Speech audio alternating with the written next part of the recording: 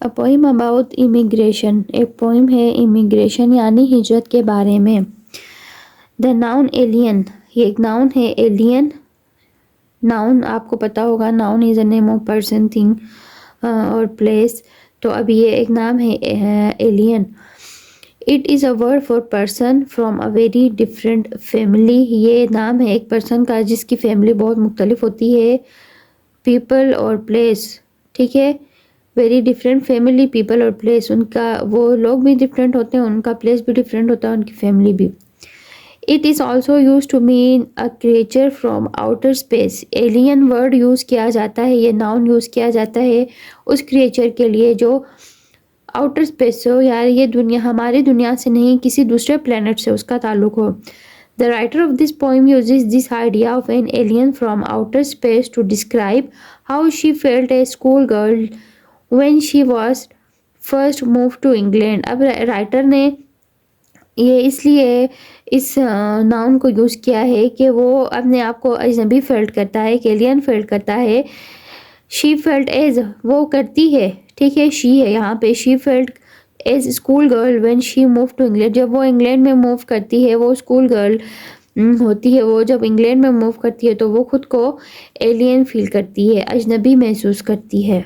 Alien abduction. Abduction means اغوا ہونا. Alien آپ لوگوں کو پتہ ہے اجنبی. snatched away. snatch chhena, away on not quite round silver saucer. saucer بولتے ہیں ایک تشتری کو, ٹھیک ہے, جو اکثر اڑن تشتریاں ہوتی ہیں اس کو بولتے ہیں. to word unknown far away and alien to me. ایک unknown word ہے, بہت دور ہے, جو میرے لیے اجنبی ہے. abduction اغوا from my world میری دنیا سے. why what for کس لیے. for you on good for آپ کی اپنی بھلائی کے لیے. for education تعلیم کے لیے. for they said انہوں نے کہا. they called this world England انہوں نے اس world کو انگلینڈ کہا, اس دنیا کو انگلینڈ بولا. small contained powerful and surrounded by sea. یہ جگہ کیا تھی, کیسی تھی, چھوٹی سی تھی, جو جس میں موجود تھی سمندر موجود تھا, ٹھیک ہے. اس خطے کے ارد گرد کیا تھا, سمندر موجود تھا. a solitary تنہا world inside a world دنیا کے اندر ایک اور دنیا. like me میری قسم, میری طرح کی. اور so I felt میں نے محسوس کیا. so I felt میں نے محسوس کیا. searching eyes and hostile glances. searching تلاش کرنے والی آنکھیں, and hostile glances hostile نظریں.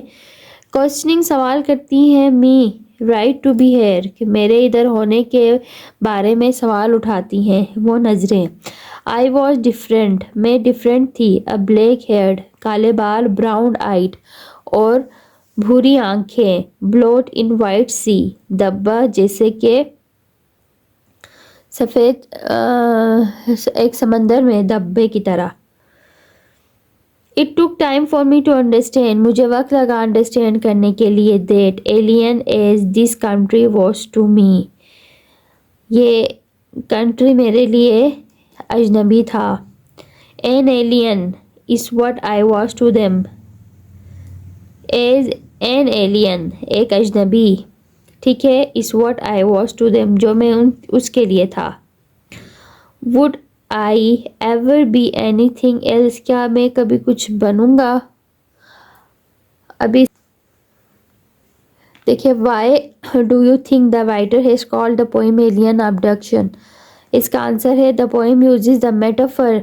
ٹھیک ہے, اس نے ایک تشبیہ استعمال کی ہے ایلین کی, کیونکہ وہ ادھر موو کیا ہے اس نے انگلینڈ میں, تو ہر چیز اس کے لیے اجنبی لگی, تو اس اجنبی پن کے لیے اس نے ایلین کا ناؤن یوز کیا ہے. the metaphor of alien abduction to represent the emotional experience of immigration. یہ ہجرت کا ایکسپیرینس کو اس نے اس کو ایلین کے تھرو اس نے ایکسپریس کیا ہے. Question 2 Who do you think they refers into the line 7. They refer to the people in England who do not understand or accept speaker because of their differences. उसके बाद question number 3 देखें.